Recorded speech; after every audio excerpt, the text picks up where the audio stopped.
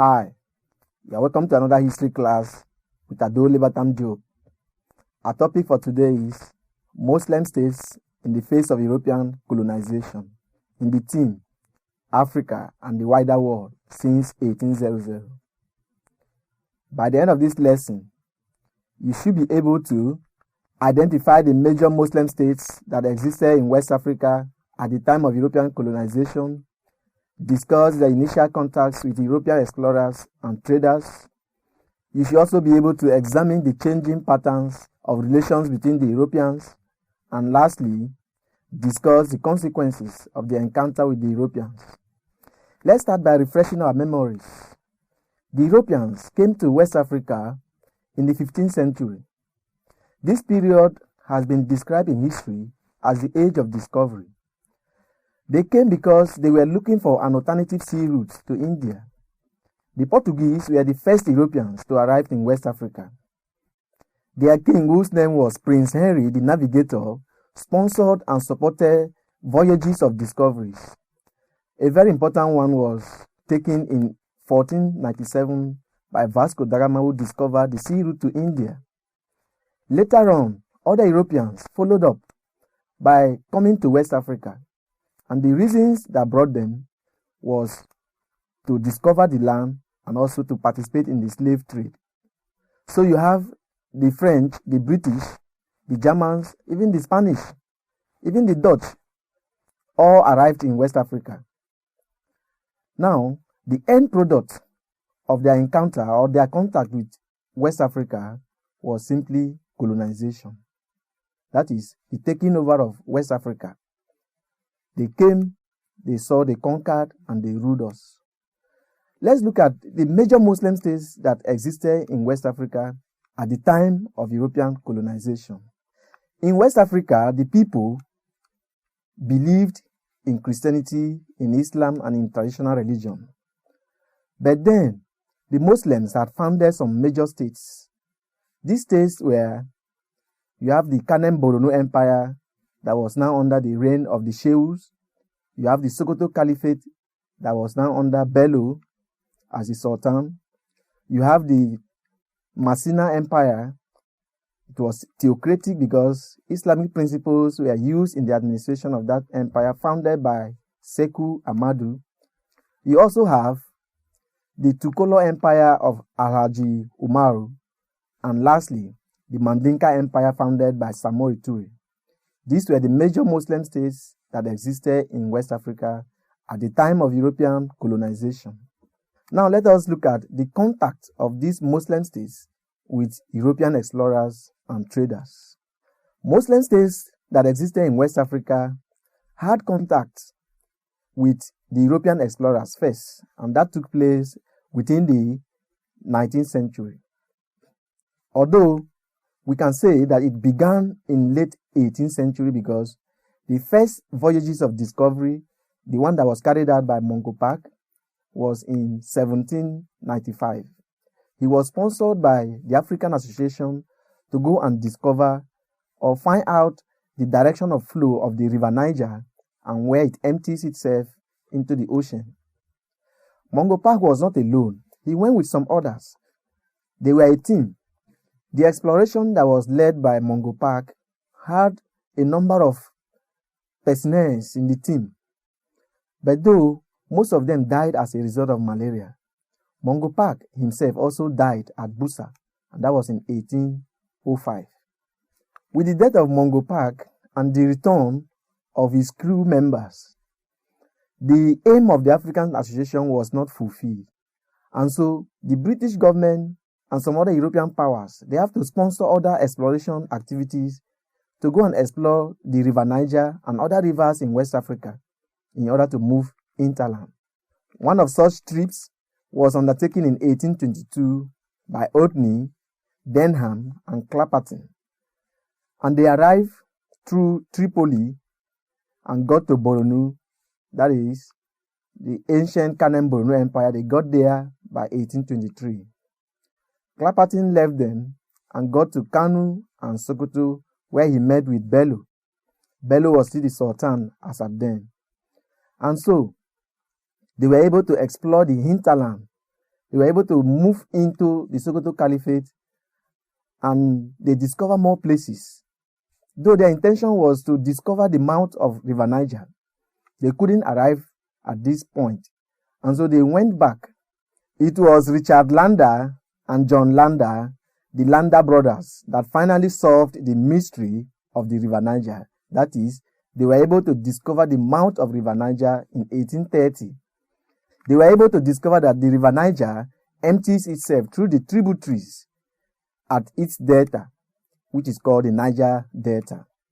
So with this mystery already solved, European traders were now able to move into the hinterland to trade with the people in raw material.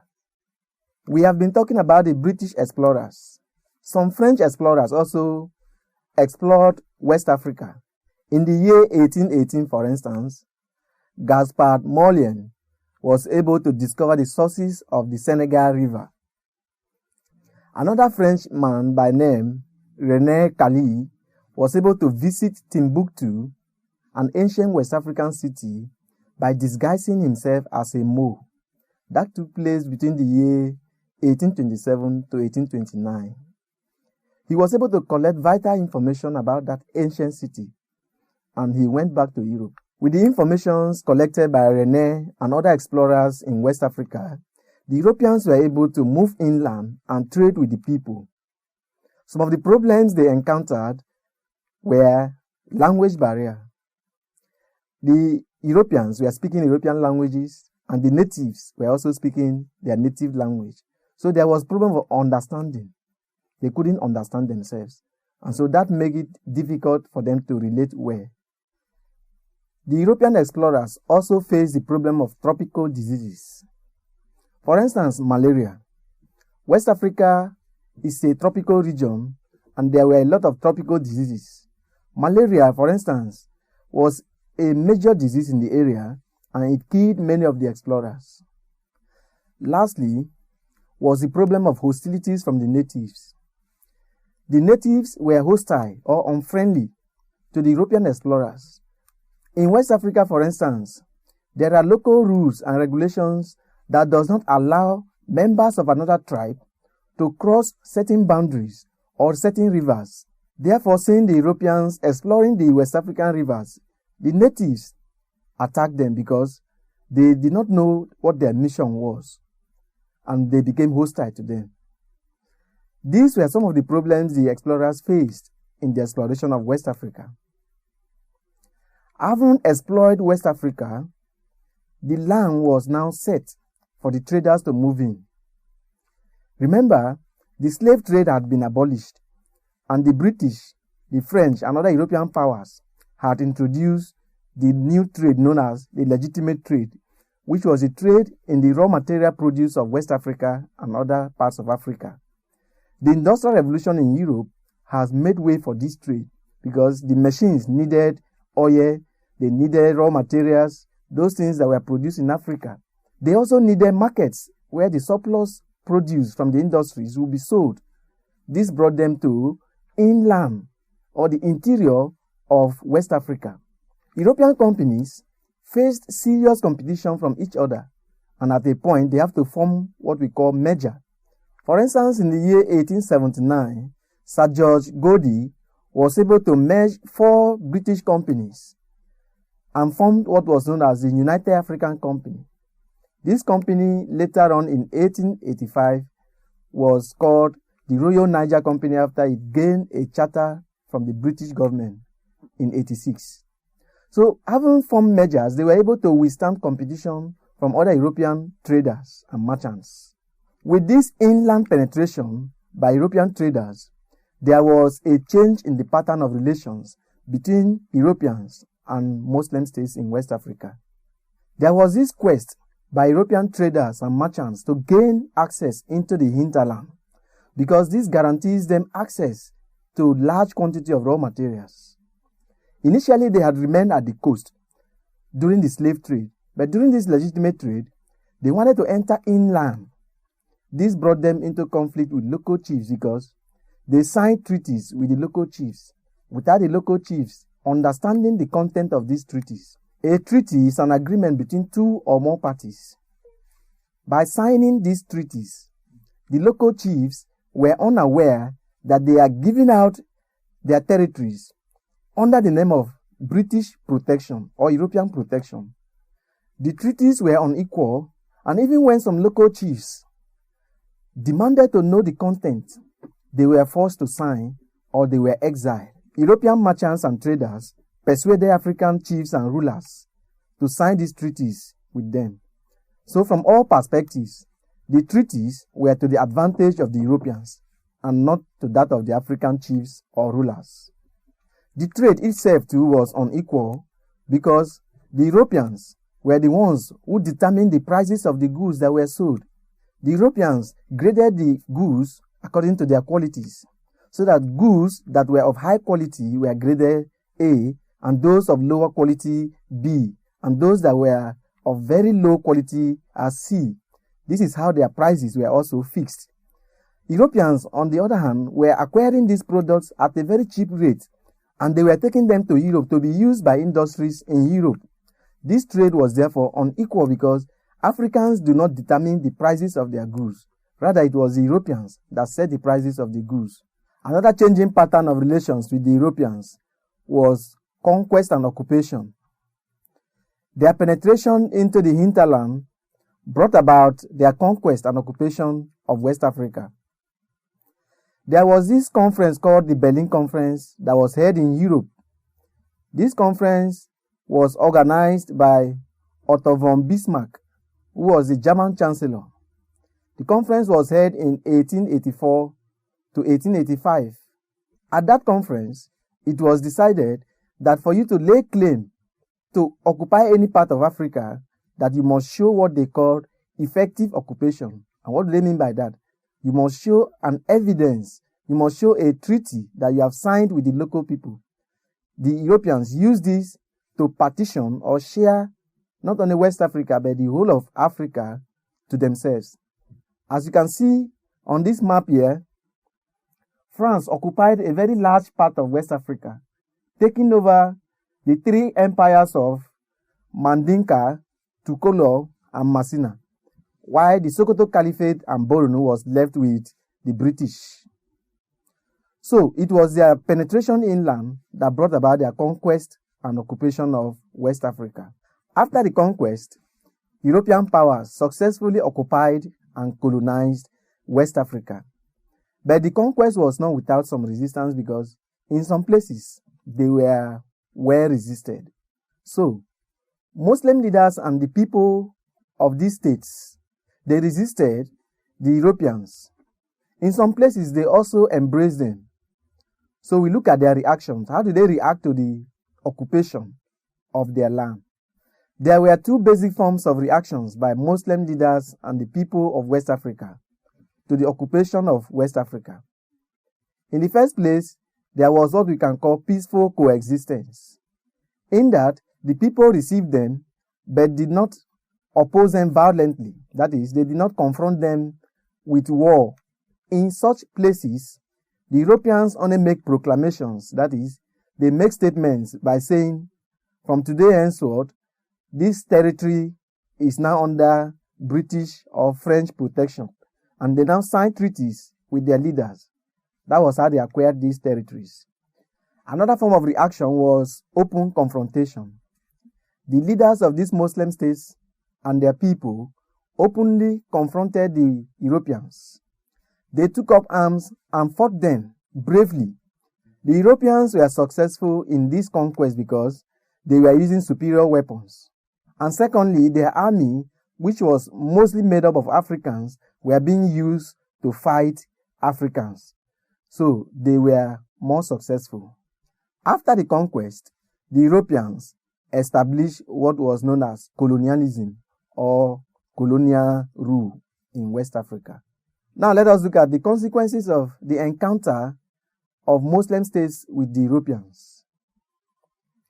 One of the consequences of the contact with the Europeans was the collapse of Muslim states. Muslim states were brought to an end as a result of their contact with the European powers. For instance, Kanem Borno of old no longer existed because it was conquered by the British. The Sokoto Caliphate too only exists in name because we still have the Sultan of Sokoto today, but that empire was also brought to an end because of the British conquest. The same thing happened to the Tukolo Empire, the Masina Empire, and the Mandinka Empire. These ones were taken over by the French, and so the collapse of this state was caused by their contact with the Europeans. Secondly, introduction of colonialism into West Africa. After the conquest, the Europeans introduced their own rule, which is foreign rule in West Africa. They imposed their own policy upon the people. For instance, our people were not used to direct taxation, but after taking over the area, the Europeans introduced direct taxation. And you will see that the indirect rule, which is the British system of administration, was imposed on the people of Nigeria. Some people resisted it, while some also embraced it. Another consequence of the contact with Europeans was the introduction into West Africa of what we call Western culture and Christianity. Western culture refers to European ways of life, and then Christianity is a foreign religion. This was brought by the Europeans after the conquest. Lastly, the contact with the Europeans also increased the legitimate trade. And what do we mean by this? Legitimate trade, we all know, is the trade in raw materials. So with the contact and the slave trade being abolished, the volume of the legitimate trade increased tremendously because the Europeans were coming out in full force to acquire raw materials in West Africa. That led to the increase of the legitimate trade. We have now come to the end of this class, but before we go, let's take a summary of what we have done. We have learned that the Muslim states that existed in West Africa at the time of European colonization were the Borno Empire, the Sokoto Caliphate, the Mandinka Empire, the Tukolo Empire, and the Masina Empire. We've also learned that these Muslim states had initial contact with European explorers and traders.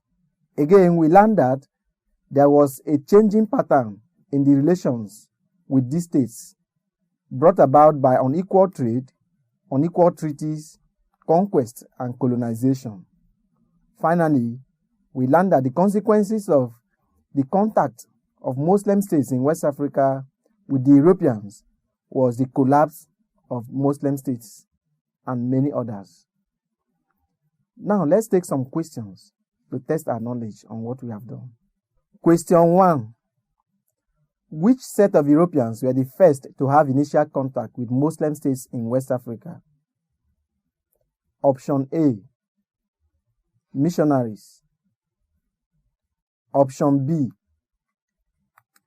explorers. Or C, soldiers.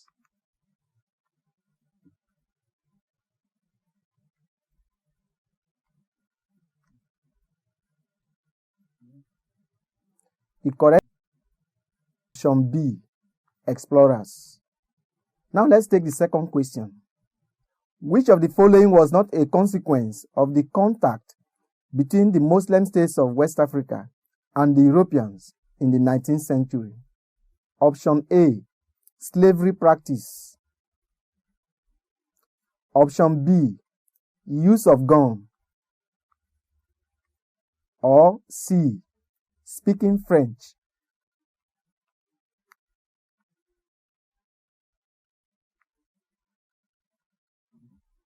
The correct answer is A, slavery practice.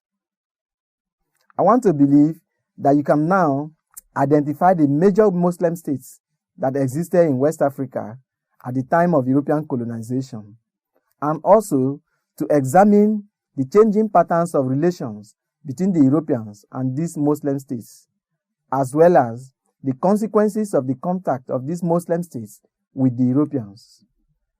Thank you, and see you in our next class.